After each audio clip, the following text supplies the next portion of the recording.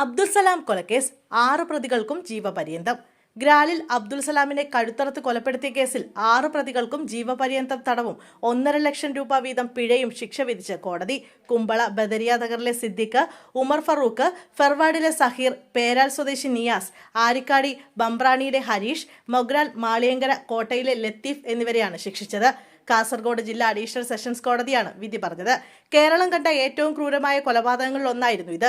2017 April 30 വൈകിട്ടാണ് പെട്ടോരിമൂലയിലെ അബ്ദുൽ സലാമിന്റെ മെഗ്രാൽ മാളിയങ്കര കോട്ടയിൽ വെച്ച് കഴുത്തറുത്ത് കൊന്നത്. സലാമിനൊപ്പമുണ്ടായിരുന്ന നൌഷാദിനെ കുത്തി പരിക്കേൽപ്പിക്കുകയും ചെയ്തിരുന്നു. സലാമിനെ കഴുത്തറുത്ത് കൊന്ന ശേഷം പ്രതികൾ തല ഉപയോഗിച്ച് ഫുട്ബോൾ കളിച്ചുവെന്നാണ് കുറ്റപത്രം. കേസിൽ 2 പ്രതികളാണ് ഉണ്ടായിരുന്നത്. ഇതിൽ 2 പേരെ കോടതി വെറുതെ വിട്ടിരുന്നു. പോലീസിന് വിവരം നൽകിയ സിദ്ദിഖിന്റെ മണൽലോറി സലാം പിടിപ്പിച്ചതും വീട് കയറി കുടുംബത്തെ ഭീഷണിപ്പെടുത്തിയതുമാണ് കൊലപാതകത്തിലേക്ക് നയിച്ചത്.